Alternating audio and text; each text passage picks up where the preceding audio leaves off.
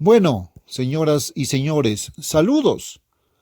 Vivís en un mundo del siglo XX que se está hundiendo en la extinción absoluta. Ahora existen armas de destrucción masiva que pueden borrar toda vida humana de este planeta. Ahora hemos tenido en la televisión e incluso en algunos periódicos recordatorios diarios. Durante muchos meses hubo recordatorios diarios de la crisis de los rehenes. Pero no tenemos ningún recordatorio del hecho de que hay 4.000 millones de nosotros que estamos siendo rehenes, 4.000 millones de nosotros que nos enfrentamos a la extinción. Ahora existen armas que pueden aniquilar por completo la vida humana en este planeta. Hoy en día, una bomba de hidrógeno es tan poderosa y será tan destructiva como todas las bombas que explotaron ambos bandos en la Segunda Guerra Mundial. Ahora solo piensa en eso.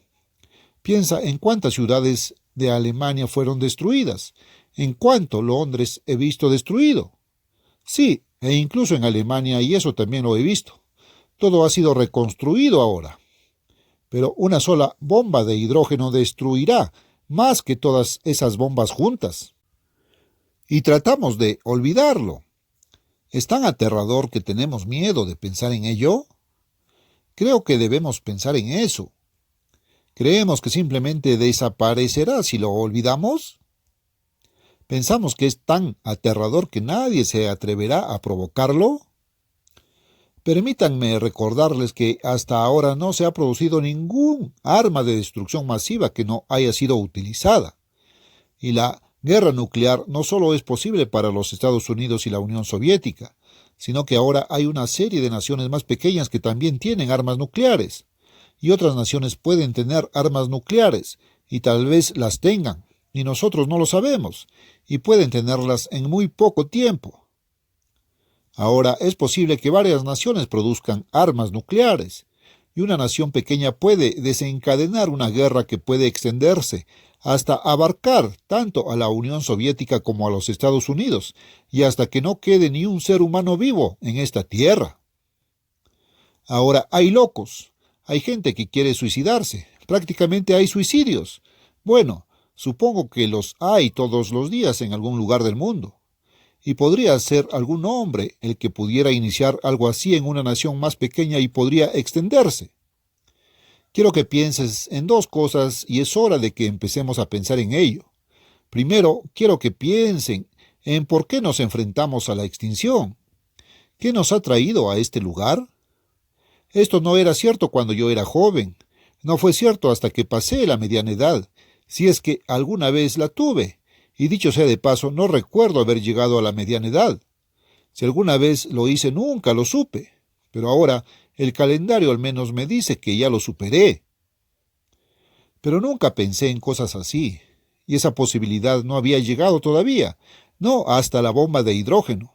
Ni siquiera con la bomba atómica que destruyó. ¿Qué fue? Muy cerca de 100.000 personas en Hiroshima y Nagasaki, cada una de las cuales era una bomba atómica. Pero una bomba atómica es simplemente el detonante que hace estallar una bomba de hidrógeno. Y luego pensemos en la guerra química y en muchas otras cosas que tenemos. Ahora es posible aniquilar toda vida humana, borrar toda vida humana de esta tierra 50 veces. Ahora bastaría con borrar a toda la humanidad una vez. Ya no quedaría nadie a quien borrar. ¿Qué nos ha traído a este lugar? ¿Qué va a pasar realmente? Lo segundo en lo que quiero que piensen es en lo que va a pasar. ¿Cómo va a salir? ¿Vamos a escapar? ¿Podrá la humanidad escapar de esta cosa terrible y si vamos a hacerlo, cómo y por qué? Ahora bien, lo que nos ha llevado al borde mismo me gusta llamarlo cosmocidio. El cosmos, lo sé, se relaciona con todo el universo, pero toda la vida que conocemos en todo el universo está aquí en la Tierra. Se trata entonces de un cosmocidio. Bueno, la causa es simplemente la forma en que hemos vivido. La forma en que hemos vivido nos ha traído a este lugar. Hay dos formas de vida, y la humanidad ha estado viviendo una de esas dos maneras. Solo hay dos filosofías de vida, solo dos formas en que podríamos vivir. Una es realmente el camino para que el amor fluya. Y ese es, por supuesto, el camino del amor primero a Dios y segundo al prójimo. Esa es la manera del amor que fluye hacia afuera, no hacia adentro, lo cual no sería amor, sino lujuria.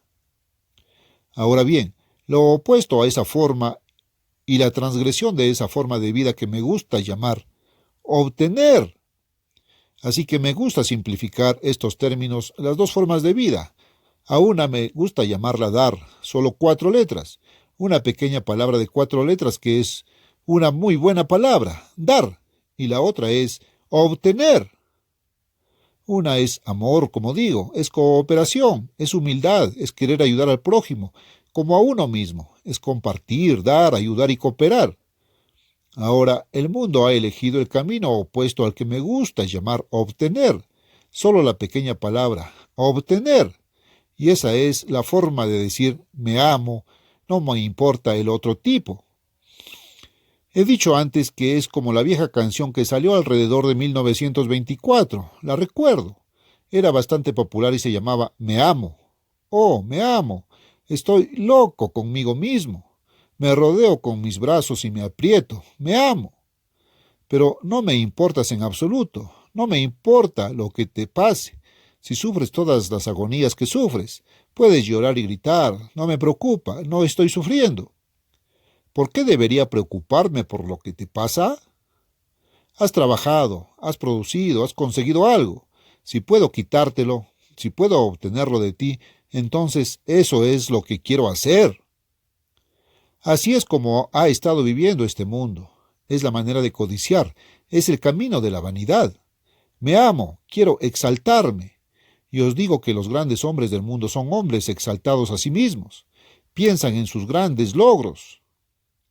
Ahora déjame mostrarte. Vivimos en un mundo de grandes logros en este siglo XX, y los mayores logros que jamás hayan ocurrido en el mundo se produjeron en el siglo XX.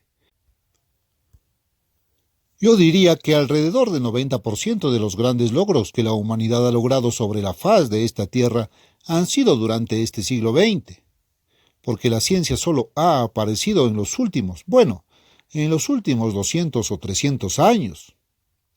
Pero la mayor parte del crecimiento se ha producido en este siglo, hasta que más del 90% de todos los científicos que alguna vez vivieron siguen vivos hoy. Piensa en eso. La ciencia y la tecnología son cosas nuevas, y el progreso que hemos logrado es fenomenal, es alucinante. De hecho, recientemente, cuando regresaron las fotografías de Saturno, después de haber tomado fotografías en primer plano de Júpiter y luego llegamos a Saturno, nuestros astrónomos dijeron que era absolutamente alucinante. Ahora, habían enviado naves espaciales no tripuladas que pudieron ir al interior. Nos llaman aproximadamente cerca, alrededor de 1 millón de millas más o menos, pero eso es aproximadamente cerca en comparación con lo que los telescopios pueden mostrarnos desde la Tierra aquí. Aquí estamos a muchos millones de kilómetros de distancia, y enviaron detalles que nuestros astrónomos nunca habían visto, y fue tan genial. Piensa en las cosas que hemos hecho. Hemos podido enviar naves espaciales a la superficie misma de Marte, y enviar fotografías sobre la superficie de Marte hasta que podamos enviar fotografías en primer plano de la superficie misma de Marte aquí a la Tierra. Y sin embargo, todo vendrá de la Tierra, las cosas que los hombres habían inventado. Piense en enviar hombres a la Luna y regresar, y los hombres allá arriba jugando en la Luna y enviándonos fotografías mientras lo hacían, y podríamos hacerlo en nuestras propias salas de estar aquí en esta Tierra. Piense en la computadora, piense en las maravillosas máquinas y las cosas que ha inventado la tecnología, porque el progreso que hemos logrado es fenomenal, es alucinante, pero todas esas cosas están en el ámbito físico y material. Ahora piensen en esto por un momento. Todas las grandes cosas que hemos hecho, todos los logros, se encuentran en el ámbito físico y material. Y sin embargo, nuestras dificultades, nuestros problemas y nuestros males son de naturaleza espiritual, y no podemos resolverlos. Un hombre sube, se queda atrapado en la luna y regresa sano y salvo. Y no puede llevarse bien con su propia esposa, no puede llevarse bien con sus hijos, se divorcia y su hogar se desintegra. Oh, podemos hacer grandes cosas, pero no podemos llevarnos bien unos con otros. No podemos llevarnos bien dentro del hogar y la familia. No podemos llevarnos bien con el grupo. Una nación no puede llevarse bien con una nación, y entonces tenemos guerras y destrucción. Así que esa forma de vida, obtener, es la forma de conseguir. Es la manera de tomar, es el camino de la competencia, la lucha y la rebelión contra la autoridad. Es la forma de yo, me amo y no me importas. Y generalmente no sentimos mucho amor por el otro. Si él sufre, piensas, bueno, yo no sufro, no lo siento. ¿Por qué me importa si él lo siente? ¿Qué pasa si me importa si él sufre y tiene dolor? No lo siento. ¿Por qué? ¿Debería preocuparme por él? Esa es la actitud general hoy.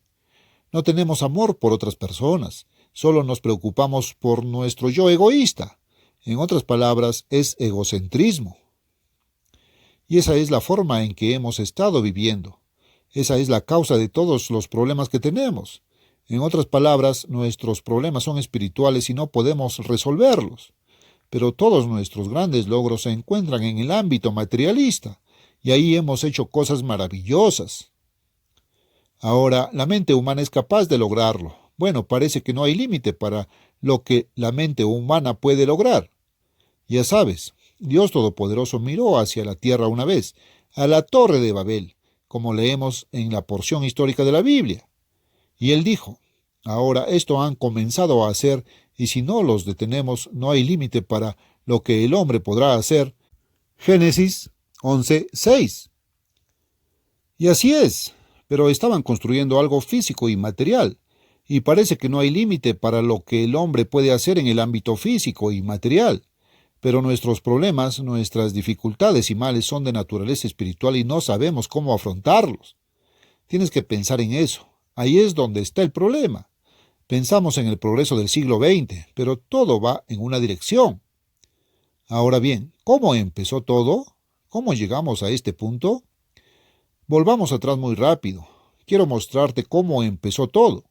Puedes creer en la evolución todo lo que quieras, pero no te llevará a ninguna parte.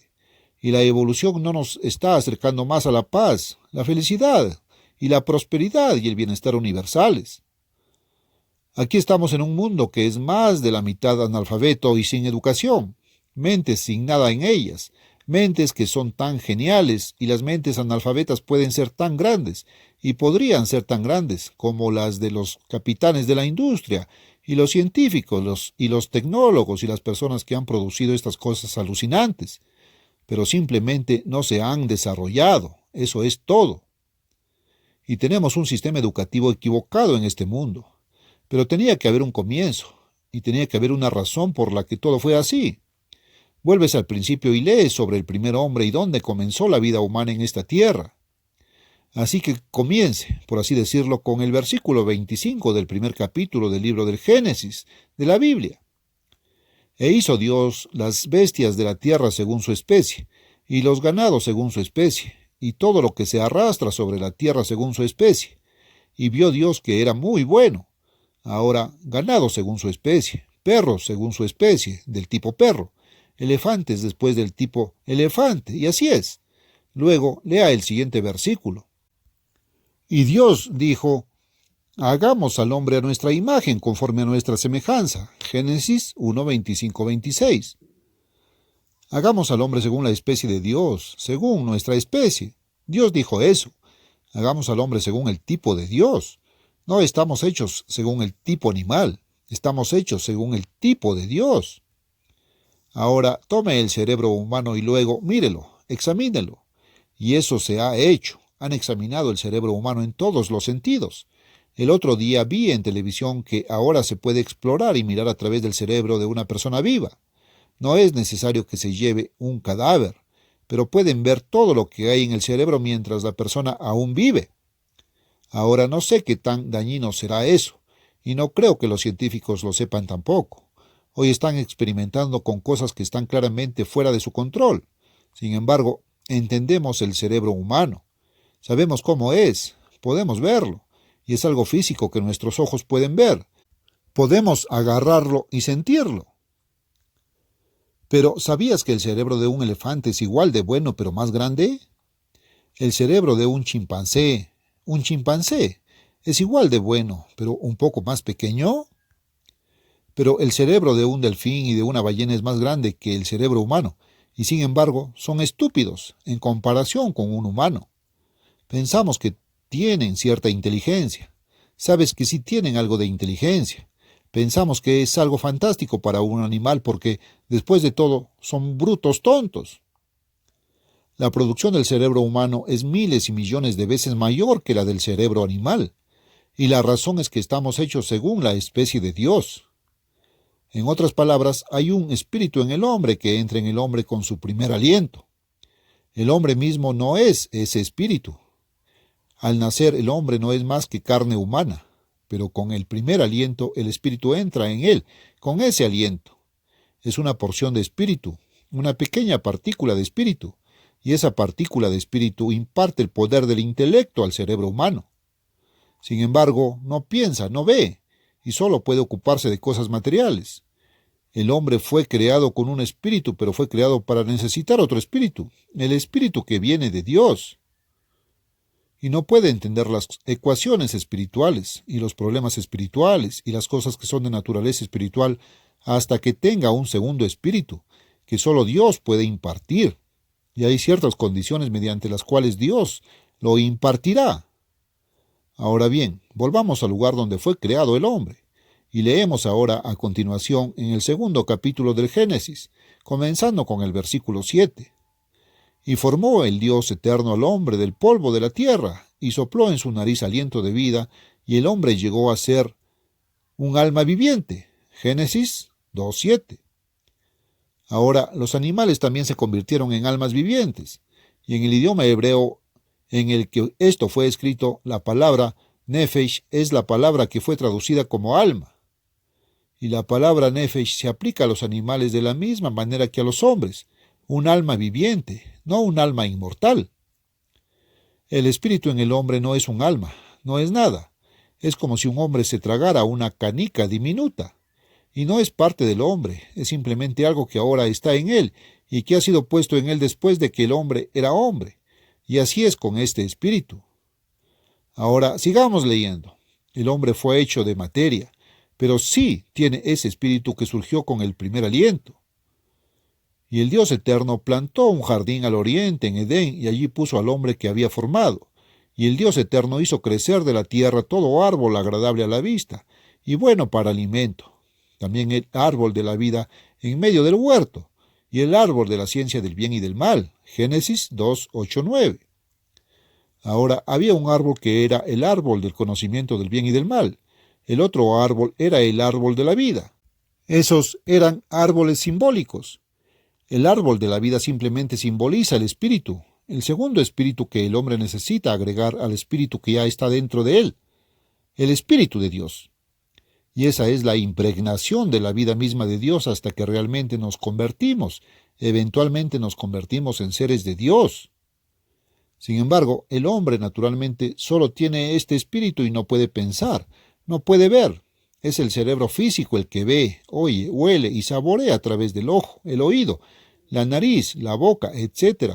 Y es el que piensa. El espíritu no piensa. Le da poder al cerebro para hacerlo. Pero los animales no tienen ningún espíritu que potencie sus cerebros, simplemente no lo tienen. Ahora, me gustaría ir un poco más allá desde el versículo 15 hasta el 17. Y el Dios eterno tomó al hombre y lo puso en el jardín del Edén. Fue creado fuera del jardín del Edén, pero Dios lo tomó y lo puso en el jardín del Edén, para que lo labrara y lo guardara, con un propósito. Se suponía que debía cuidarlo y guardarlo. Debemos cuidar lo que tenemos. Y el Dios eterno mandó al hombre diciendo, de todo árbol del jardín podrás comer libremente, pero del árbol de la ciencia del bien y del mal no comerás de él, porque el día que de él comieres ciertamente morirás. Génesis 2:15-17. Si comes de él hoy vas a morir. Eso no significa que vas a morir hoy, pero vas a morir. Y ahora, ¿qué pasó? Vayamos un poco más allá. Pase al tercer capítulo del Génesis y al versículo 6. Satanás estaba cerca. y Satanás llegó a Adán a través de su esposa, Eva, y Eva fue el comienzo de este movimiento para que las mujeres dominen a los hombres que tenemos hoy en todo el mundo. Y ahora, perdóname, a algunos de ustedes no les va a gustar eso, pero tal vez no les guste la verdad de Dios que les doy. Versículo 6, el segundo o tercer capítulo de Génesis. Y cuando la mujer vio que el árbol era bueno para comer y que era agradable a los ojos, eso es todo físico, era bueno al gusto y a la vista, los sentidos físicos, y un árbol deseable para hacerse sabio, eso es vanidad, y así entró en ella vanidad intelectual. Tomó de su fruto y comió, y dio también a su marido, y él comió. Génesis 3:6. En otras palabras, lo que hicieron, amigos míos, tomaron para sí el conocimiento del bien y del mal. Decidieron por sí mismos cuál es el camino a seguir, cuál es la forma correcta de vivir. Ahora Dios les estaba mostrando la manera de vivir. El camino del árbol de la vida, el Espíritu de Dios, nos dará conocimiento espiritual para que podamos resolver problemas, dificultades y males espirituales.